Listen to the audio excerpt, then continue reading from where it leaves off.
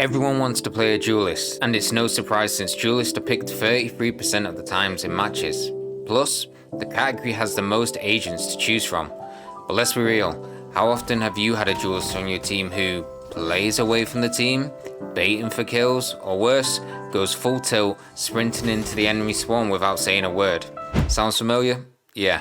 Duelists are arguably the most important role, and when played incorrectly, they can make your whole team crumble. So, what actually makes a good duelist? Before we dive into that, let's break down the basics. Currently, there are 7 duelists to choose from. Each one is unique with their own strengths, weaknesses, and playstyles. Because of this, every duelist is a little bit different. But to keep it simple, there are 2 main types of duelists. First, we have the entry duelist. This is the first thing that comes to people's mind when they think of a duelist. Entry duelists excel at gaining map control with aggression, and their abilities make it easier for them to close gaps on opponents, disrupt defenses, and create space for the team to follow up. For example, we have Jet who can dash into a smoke, we have Neon who can sprint, slide and throw a wall up, or Raze who has a satchel being able to satchel boost. Entry duelists are designed to go in first and create space for their team, using the abilities to apply heavy pressure on opponents. That's why you'll see entry duelists in almost every single ranked or professional team composition. They excel at taking high risk angles with weapons like the Operator thanks to the abilities like Jet's dash or Neon sprints. They can challenge aggressive positions that other agents just simply can't, while also being able to disengage quickly. This makes them much safer in risky situations compared to a Tijo who will get stuck if caught off guard. So you know the first type. What about the second type? Well, the second type is a secondary duelist. They are exactly as the name suggests. These duelists are often the second player to enter a site, following the entry duelist. Unlike their counterparts, secondary duelists typically lack the movement abilities needed to take space aggressively. Instead, they offer a mix of self-sufficient abilities and supportive utility to secure kills and assist their team. The main agents in this category are Phoenix, Reyna, and ISO. Reyna is a prime example. She has flashes to help both herself and her team take fights to be able to push onto site, but her dismiss ability allows her to disengage and take aggressive duels safely. ISO is built to be able to have an unfair advantage in any 1v1 he takes thanks to his shield, but he also brings initiator-like utility. His undercut will make the opponents vulnerable, and his wall can assist in taking space strategically. Phoenix rounds out this category with a versatile kit. His flashes, wall and molly can all be used selfishly, or they can all be used in a supportive role to be able to help his team win the round. But there's one duelist that doesn't quite fit into either of these categories, and that's Yoru. Yoru is the most versatile duelist, able to play both as an entry and secondary role. For example, as an entry duelist, you can use his teleport to close the gaps, flash if you wanted to be more support, and a clone to create distractions, making him effective alongside teammates or even by himself. Alternatively, Yoru can use these exact same abilities in a more supportive role, using his teleport to disengage, his flashes to assist the other duelist. So if you're looking to expand your agent pool, Yoru's flexibility and creative potential make him a great choice.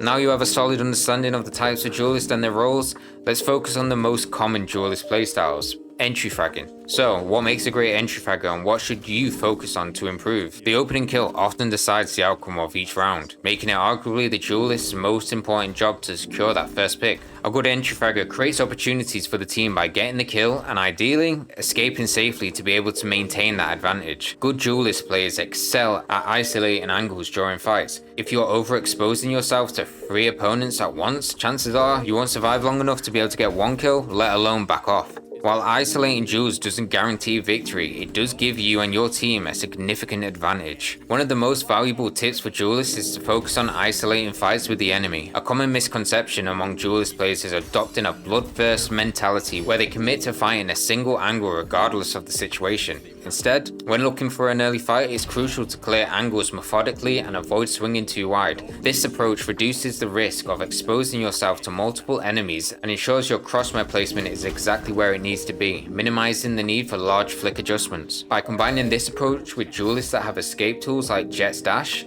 you can easily isolate fights and disengage quickly, significantly increasing your chances of securing the first blood successfully. Fully understanding the basics is a great start to becoming a perfect duelist. Another Another key skill great duelists need to develop is knowing how to incorporate your team's utility into your pushes and plays. This will vary game from game, but leveraging supportive utility like flashes, stuns, or reveals can make your job much easier when taking fights. For example, you're about to push through A main on a Sen, ideally hoping to be able to take the site and get the spike down. You look at your team comp, you see you have a Sova, you ask him to dart onto site. This will reveal the enemy's position and gives you an unfair advantage when taking favorable duels for the A side control. On the other hand, if you stayed quiet, swing without any utility, and get caught, now your team is in a 4v5 situation and the opponent knows that you're lightly grouped around A main or middle. Good duelists need to have confidence and a clear understanding of what they want to achieve. Of course, you don't need to directly lead your team, but a great duelist should communicate their intentions clearly and ask for support when needed. The same applies to the opponent's utility. Being able to predict and avoid their utility is crucial, so you don't get forced back without having the chance to be able to take a fight.